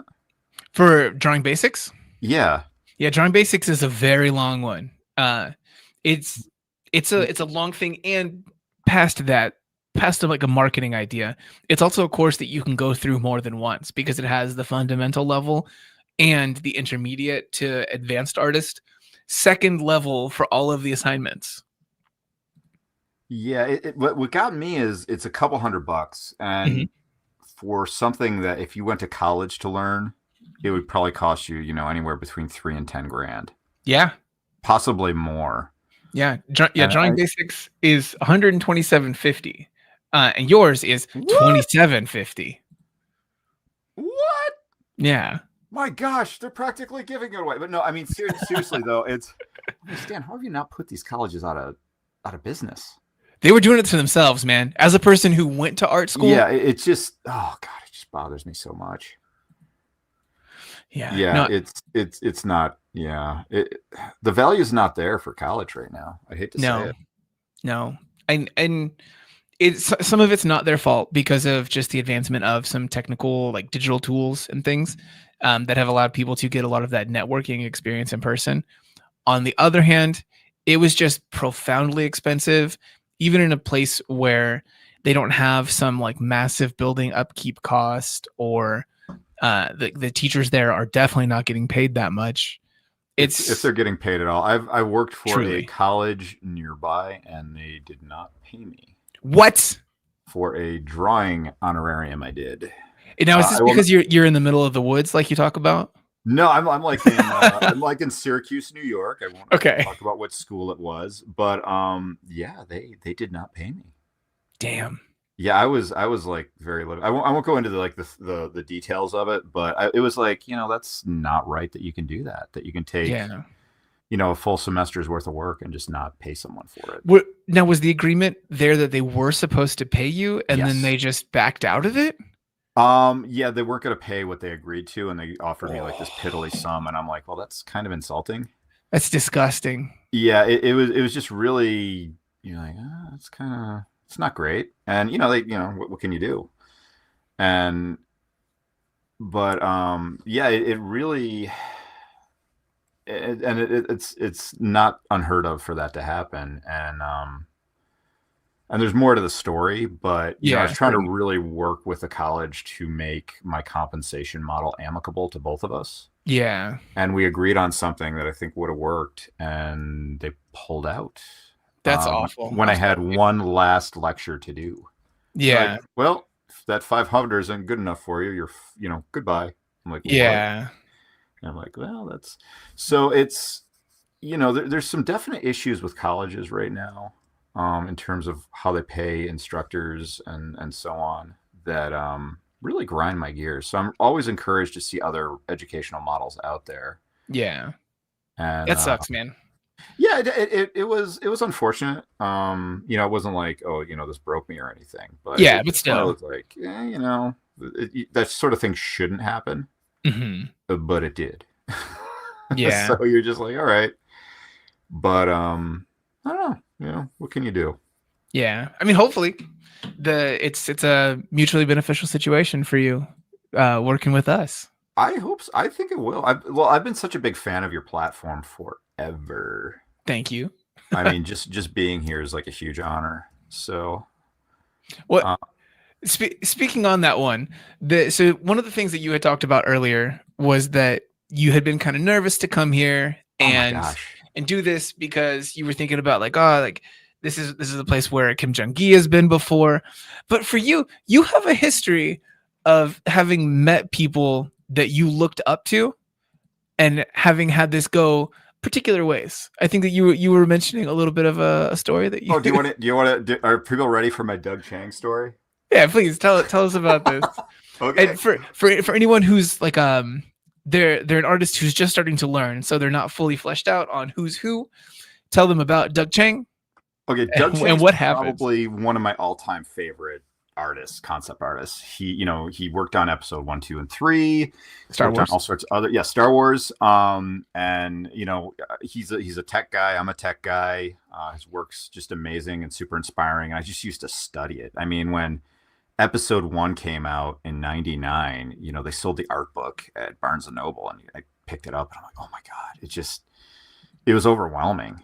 And I just really, he influenced my work so much, and I'm a huge fan. And of course, Ian McKay, who designed Darth Maul. And Ian's interesting in that when you see his work, you're like, oh, I want to draw like this guy. He's so awesome. I want to be this good when and then you meet Ian and you're like, he's the nicest son of a gun. He's just like, he's like lizard people level nice. He's just inhumanly nice.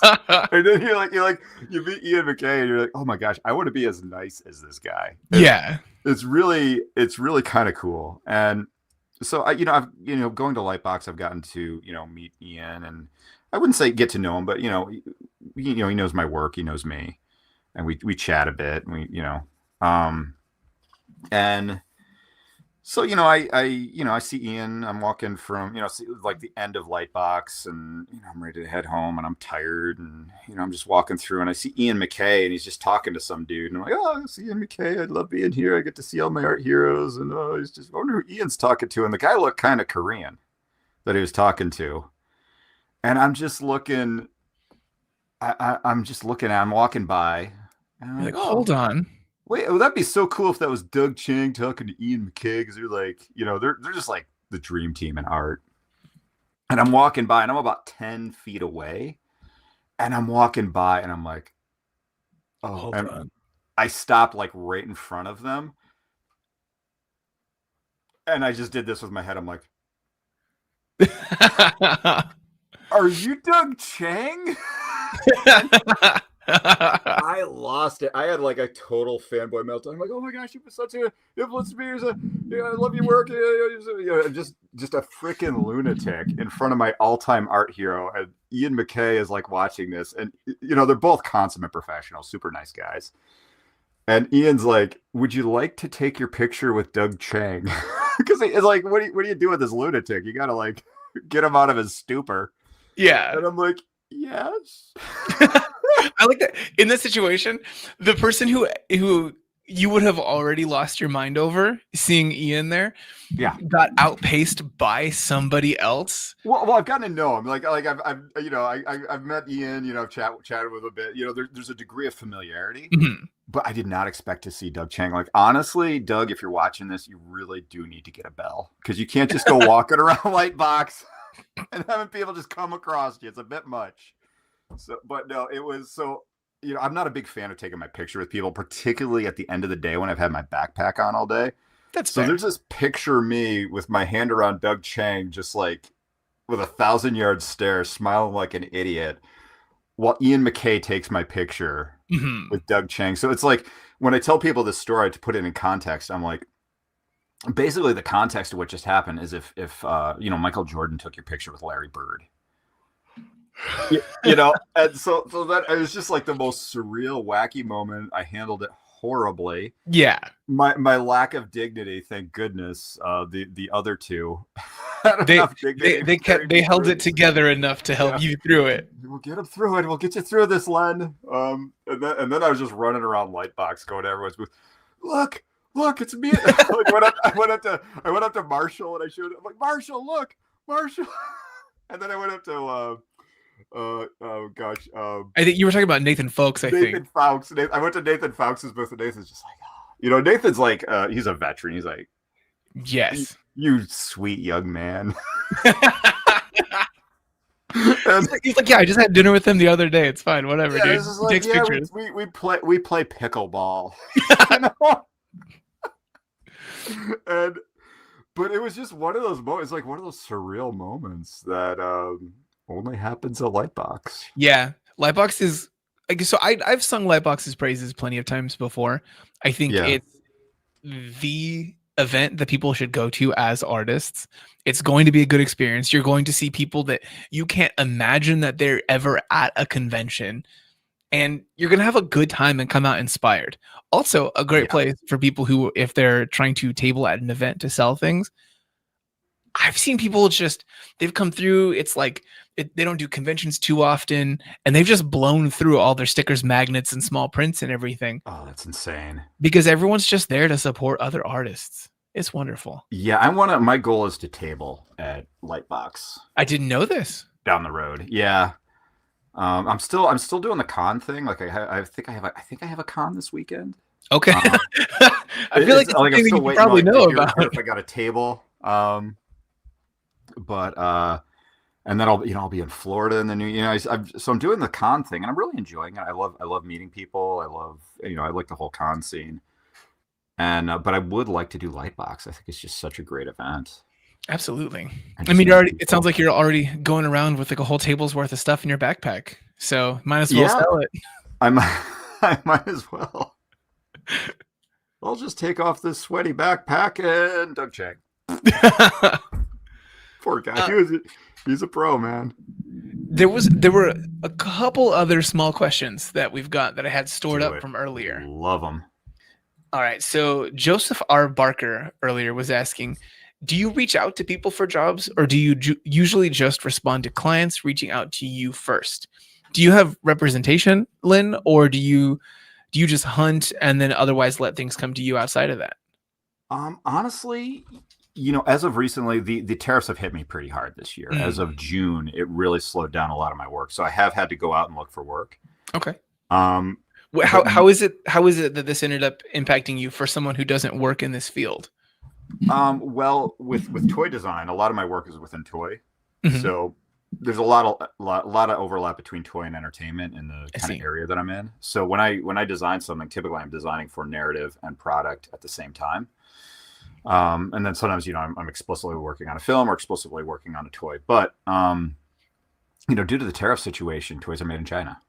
Mm-hmm. Big tariff. It's slowed down a lot of stuff. A lot of companies are really, they're watching themselves. What started off as like a really great year. I got some scary phone calls in June. And As people were just like taking stock of what they were and were not going to be putting their time into as a company. yeah, exactly. And fortunately, it didn't slow down as much as I thought it was going to. Thank goodness. But yeah, so I've had to look for work and do some entrepreneurial stuff, and you adapt and you make it work. And but yeah, but typically when the economy is not a complete train wreck, normally my clients just come to me. Okay. And there's a lot of, I built a business on word of mouth, and we built our business on word of press. yeah. Sorry, that was a roundabout way of saying Proko was originally a WordPress site. What? Yeah, it was a really bad WordPress site. But no, I think having Like Stan made a WordPress site? that was what Proko was run off of initially. Yeah, it was bad. It was rough. But you can have a whole business work that way. Yeah. Well, you adapt, and as things change, you make better decisions, and get better tools, and Mm-hmm. but No, I having clients that you work with directly, that one works very nicely because they already have this idea of what they'll work on, or when something new comes up, they know that they can reach out to you directly, and then you almost invariably end up becoming a person that they recommend to other people that then spreads out. I call it fungal marketing. Okay. So like It's like a fungus that kind of gets into everything. It's like, it's like you have a client and things go really well. You guys have a great working relationship, and they leave the company and they go to another company. While they're going to bring you, other people are going to discover you there. That sort of thing. Yeah. As a person, it sounds like then. So you are working contract jobs then.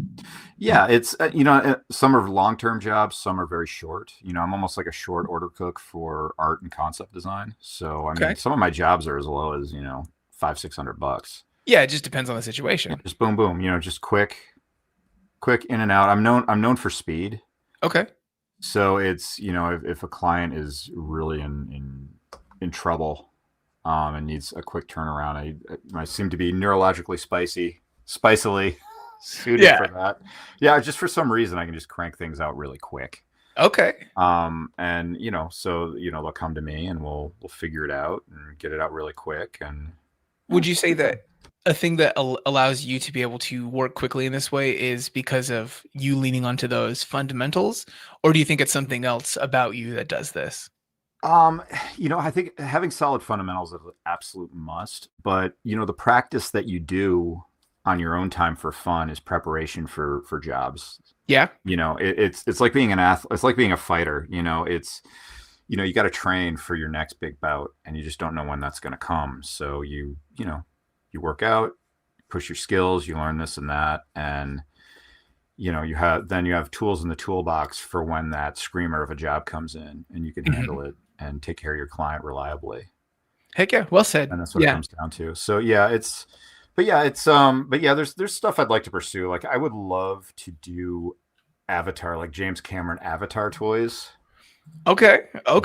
Because I think that's one of the most underutilized toy brands out there. I don't think they've hit it right. I think they're missing a lot of potential.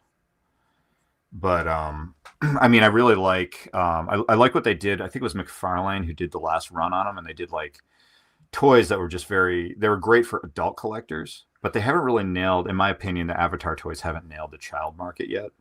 Okay. And I think there's so much potential. It's just one of those things that just drives me nuts. So if you're in James Cameron's camp, give me a shout. I got ideas. We'll reach out. It's one of those that drives me nuts.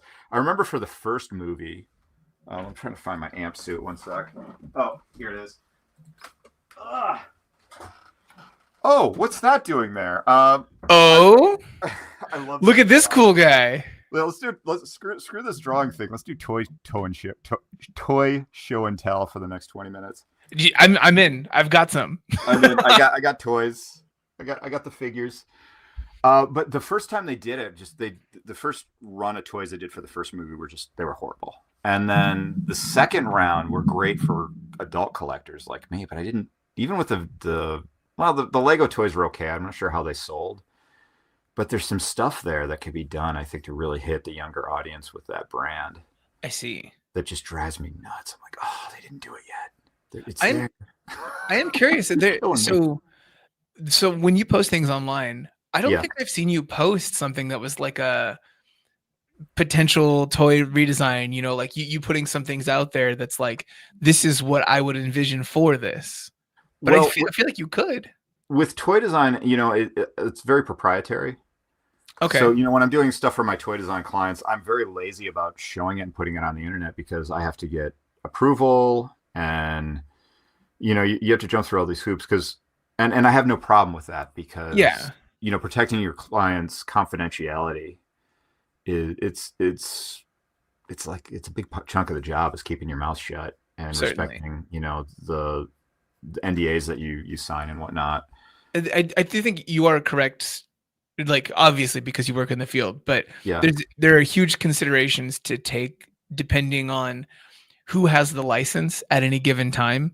So like if NECA has the license for something or they've been tapped to make the toys for a certain product, the way that they handle joints are going to be massively different than how a different company will. They just got that in-house joint style or lack of joints for some of NECA's. NECA needs to clean up its joints. I agree. They crack right off. They're like, well, it's not a toy. It's like, but it's posable. The thing that kills me with NECA figures is why is it so often it seems like they started from a statue sculpt where it's supposed to be in this one pose all the time forever, and then they just happen to put some joint in there. It's like, I'm not going to be able to move it. Then just make a statue. Charge me less. You know, I'm one of those guys. It has to be. I don't like statues. It has to be. To me, it has to have to be toyetic for me to buy. I agree. I don't like static statues, but you know, their joints get stuck and they're brittle and they crack. Mm-hmm. And it seems to be a consistent problem. Another thing that ticks me off while I'm on a large platform and I get to complain publicly to everyone. Let's do it. All right, let's do it. I'm going to bring out Ed. Ed's coming out. All right. Hot Toys, one of my favorite toy design companies. All right, look at Ed's head.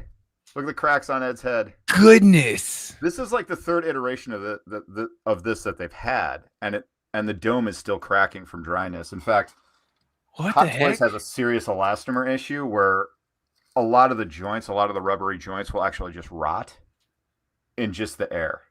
That's nuts. They'll dissolve in the air. It's really wild. So it's just something that they need to clean up and figure out. But it's too expensive of a toy for that. Yeah, I mean that was like a $500. That's one of my favorite robots of all time. And you know, just the fact that the hood cracked, because that was like the one that they released, I think 10 years ago, and they've released it before like 15 years ago, and it had that problem 15 years ago. And you're like, and they never sorted it out. Yeah, and that's where I think, you know, the technical considerations in design are so important, that you identify these problems and really, really solve them in whatever way you can. In fact, there are people online who will sell replacement domes for them, which is pretty wild. Mm-hmm. So yeah, the secondhand market. I know that as a person who has some friends who are really big into collecting, specifically Transformers, the amount of independent people out there on the internet fixing issues that exist with the toys is huge. It's pretty crazy, and I'm glad they're out there, you know. But you know, I'm a big fan of Sideshow Collectibles. I'm a big fan of NECA, and you know, when you see these persistent issues, you're like, guys, you know, I want to see you guys being around for a long time. Yeah, and you know, it makes you just a little bit concerned as a toy collector. Yeah. But, yeah, because there aren't that many. There's not that many players in that space. At least not as many as there used to be. So you get spooked. Yeah. And I hope NECA is going to be around for a long time. Something I like to do with NECA toys is I like buying the figures and using them for figure drawing. Yeah. Yep. Absolutely. They're good enough to really, I mean, they're super professional, anatomically correct, so you can really train your eye on them confidently. Mhm. Like, if you buy an old school, action figure of like a superhero or something, chances are the sculpt's not going to be. It ain't what you want to train on. Yeah. Let's just Yeah. say. Yeah. NECA, you can be pretty confident that I can study this and develop a good eye from playing around on this. Mhm. So there are a couple of questions specifically about toy design. Would you like those questions? absolutely, let's do it. All right. So first, we've got one from Pam Pam Tam Tam asking, what is the toy design pipeline like? Is this work similar to concept art? Do you have a team? Yeah, it's the pipeline. They have a concepting phase where you're just doing drawings like this, and then maybe you'll send it to turnaround drawings or doing plan views for it, or then you'll go in and have a modeler take care of it, prototype it, then you send it to somewhere for or you send it somewhere for tooling, and you have all these people that you work with along that line, and there's just tons of people that work on a single toy. It's really a fun pipeline to work in with some of the greatest people I've ever worked with. I mean, I genuinely enjoy the toy side of my business. Yeah. And would you say that it is similar to concept art, or is it decidedly different in ways where you would say that it is an appreciably different type of job? I like to distinguish between a concept artist and a concept designer. Okay. I think when you're a concept designer, you're more, and there's exceptions to this, of course, and hopefully I'm representing everyone correctly. But when you're doing concept design, I think there's more consideration to the technical function of something, as opposed to when you're a concept artist. A lot of the times, an idea will be presented in an artistic fashion, but can't really function, as a model or something like that. So that, and there of course there's exceptions to everything, but so when I'm more on the design side, I'm solving these problems, these functional issues, generally pretty early on, while simultaneously, addressing, narrative and, tonal considerations as well. It's kind of a fun way to work. You kind of get to address a lot of different stuff at once. That makes sense, especially now where you're doing like work for hire in this field. It's something that you get to be this kind of a jack of all trades because you're bringing in your experience to each of these companies that you're working with. I'm sure it's a fun one. It's kind of neat because I have concept art experience and I have product design experience, and just having an opportunity to go in and combine them both at once. Like the industrial design brain is really something I think is underutilized a lot in entertainment, and it's very useful. That sort of problem solving thought process that you do designing products back in the day, or designing heavy equipment or something like that. Yeah, no, absolutely. The other one here about toy design was, I think this was Fiona.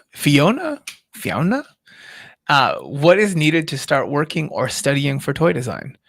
Is this something that you did intentional study for, or did this just kind of happen one day and then it kept happening? How I got into toy design. Okay, first off, I've always been obsessed with toy design, with toys. Like, I'm almost 50. I've never walked past a toy department without going in it. I'm just obsessed with it. Like, I have probably, an encyclopedic knowledge of all the toys made for probably the past 45 years. And so I never went to toy design school. I never worked at a toy design company. I was working as an industrial designer for a while, and I'd been there for a while, and I'd really kind of plateaued, and this opportunity came up where I could moonlight as a toy designer for this guy named Martin Wilson, and he taught me the ins and outs of toy design. And he really appreciated kind of my weirdness and my work ethic. Like, I've always worked very hard. And he appreciated it, because not all bosses really appreciate hard work. I'd hate to say it. So I guess just something to suck the life out of. And but I did a job for him, and he gave me a really good critique, and I just redid the whole job on my own time and represented it to him, and it just really, I think it really impressed him. And he kind of took me under his wing, and then I started getting work at other companies, and his partner left and went to Spin Master and got me in with Spin Master. And before you know it, I have, a fully functioning toy design business. And my wife's like, choose a job. work at this place that's making you miserable, or design toys. I'm like, toys it is. And then for toys, I was starting to get entertainment work from working in toys. And then it just kind of ballooned from there. And 20 years later, I'm still at it. So okay.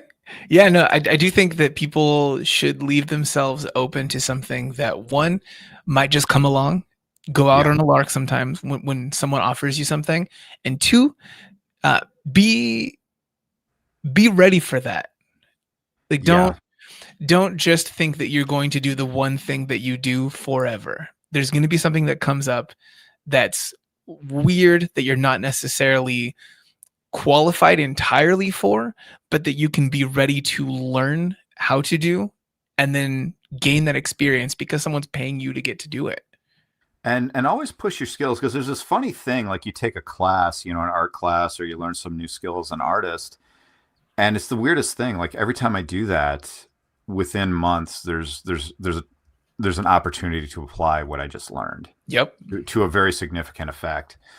And so yeah, it's kind of neat. Like I think this job is a lot of preparation and study before you get the opportunity and job. So when that opportunity does come, you're ready for it. Most of the time. Yeah. we all fall on our face. You're as ready as you can be. That doesn't mean there'll never be any sort of mistakes or hiccups that come up. It's fine. That's just the nature of being a human. Well, as I tell my wife, I'm perfect in every way. So that's never happened with me. But my wife was in here, there'd be something darting at my head right now. But no, not really. But yeah, preparation, it's important. And it's an odd little journey we're on as artists. So it's but yeah, I think everyone's got a wacky little story to tell. Absolutely. We have a question about the course here, and then a follow-up question from Hugh2 Draws. They asked, is your course digital or analog? Right now you're working digitally, but that is not typically how you work. The course is pretty much what do they call it? Tool agnostic. Use whatever tool that works for you. It's basically, I'm giving you certain fundamentals on drawing, and if you use a pencil, if you use a pen, if you use a brush, if you use a Cintiq, it doesn't really matter so long as you apply the fundamentals what I'm teaching you. So yep, that's fair. Yeah, no, I agree. Inside the course, do you demonstrate it traditionally or digitally most often? I do both. Okay. There are lessons. I like to teach lessons digitally just because I can. It's easy to capture my screen. Yeah. But then there's a live drawing where I'm actually drawing analog toward the end, which is a lot of fun. Yep. Yeah. Thank you. And then Hugh2 Draws also asked, will you do a sketchbook tour soon? I got good news for you. We got one already. It's on the channel. Good time. That was so much fun. Yeah, it was a great one. Marshall shows up. It's awesome. Yeah, Marshall's there at the end. You show him your Robo Marshall. I got to do a Robo stand. This would be fun. And you could still have like a small lizard inside of him in some way, piloting that robot. I like this lizard people rumor that we're starting with Stan. I don't know. No. It's not me. Not me. No, it wasn't me either. It was Big Slamoo off of my podcast. I like that we're lizarding Stan. Throw that out there. Just like when it's always nice seeing an internet conspiracy come to life. Yeah. Like I'm looking forward to the documentaries. The Hulu series. Everyone thought he was a normal man, and he's Ike. And Stan's a lizard. They get Tsoukalos in there from Ancient Aliens. It'll be great. The guy with the hair. Oh, dude, we got to get them all. No, I do want to show you guys a little bit of the course page here. If you'll give me the screen for a second, I'm going to show them. Let's do it. All right, take this screen away. All right, so this is over at proko.com/mecha. What you can see is Lynn's course. That's Learn to Draw Robots in Mecha. It's only $27 right now after the sale. That's running for the full month of November. So what you've got in here, that there are the critique lessons it mentions are things that will get added over time as people do submit work for these.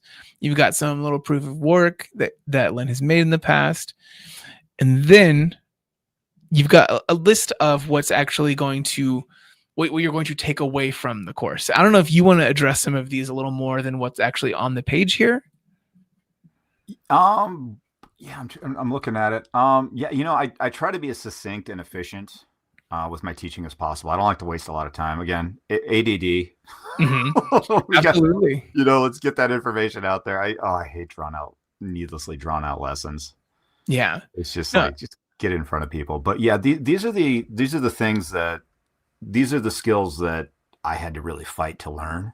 Mm-hmm. And I'm just throwing them out there right now so you guys can learn it, get it done, and start making amazing designs really quickly. And that's really what it's about. Yeah. Like the things that you list here that are the core focuses of the course. Mm-hmm. You've got, like your basic foundations, shape, details, line weight, silhouettes, and texture. Those are the things that people want to come away from any sort of sketching experience having done properly. A lot of those things are things that when you go and look at what someone else did, you think, oh, this part looks so good. It's literally the who's who of the things that people comment on from somebody else's work. So I think it's nice to get to see your approach to those inside of a course that is that cheap.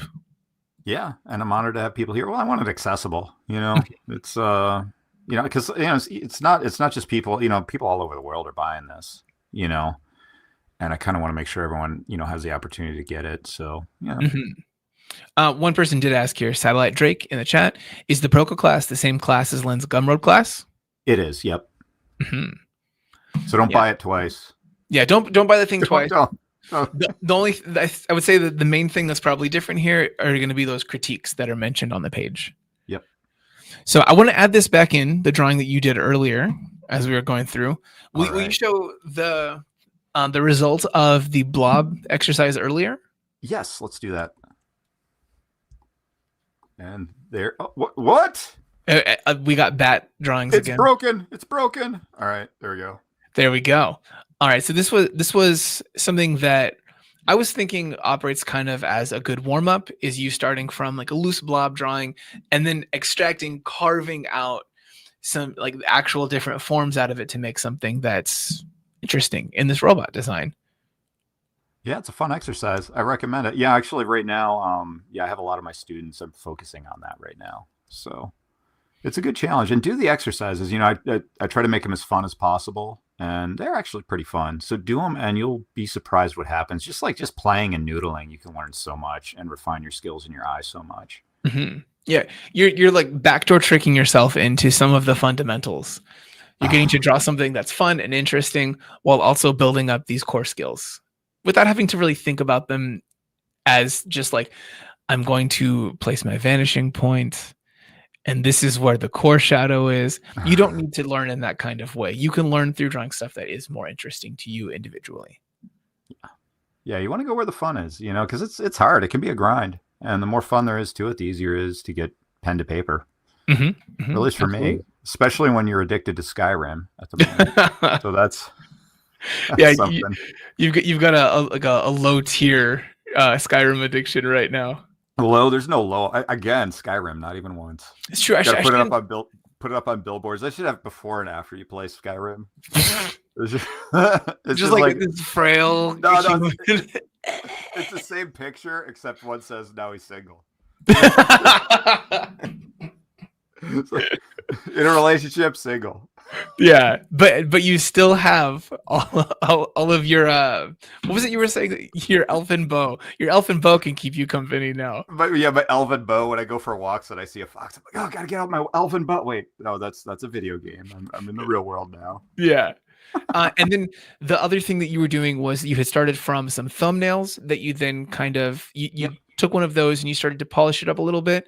It's not something that like the thing that we see as the the polished version of these heads here or the other tricks rabbit, those things aren't necessarily the full polish that you would take it to in the course or inside of your sketchbook, because right now we're also taking questions, talking about that time you met Doug Chang.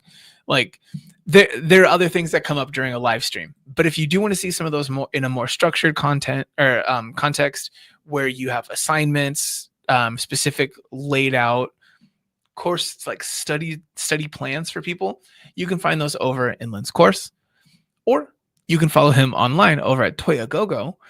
A thing that I think you will benefit from, even if you don't have any money to be able to buy a course while it's on sale right now.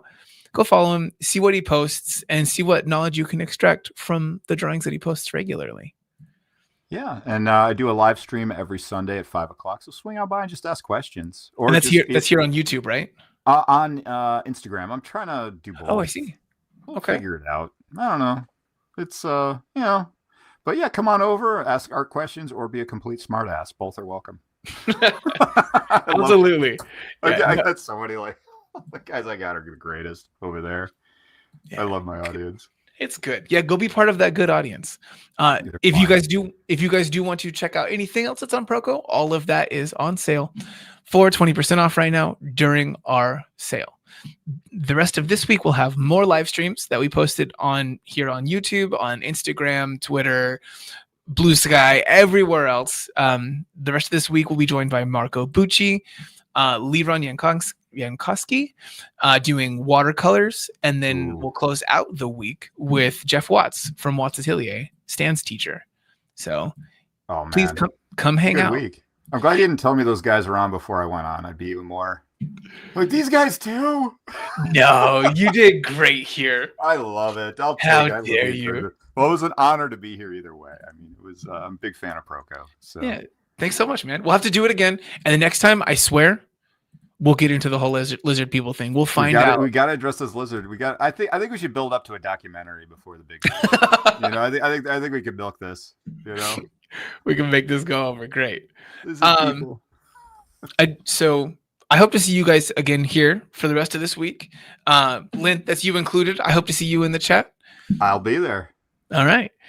And go check out his course and have a good rest of your day. Draw something tonight. Do it. All right, guys. Thank you so much. Adios, Take care, everyone.